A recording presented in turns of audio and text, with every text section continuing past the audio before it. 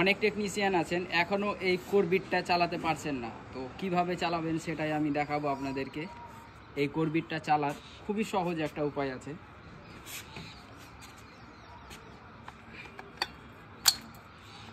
Drill set করবেন, এখানে দেখুন ড্রিল সেট করবেন সব সময় প্লেন মোডে।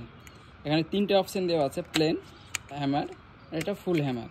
সব সময় সেট করবেন প্লেনে। এবার যখন চালাবেন তখন এই হাতটা আর এই হাতটা, দুটো হাত সব সময় কন্ট্রোলে রাখতে হবে। কীভাবে চালাচ্ছি দূর থেকে দেখো, কীভাবে চালাচ্ছি সেটা দেখো। সবসময় হাতটা একটু সেট করবে, প্রথমে একটু নিচে করে দিতে হবে।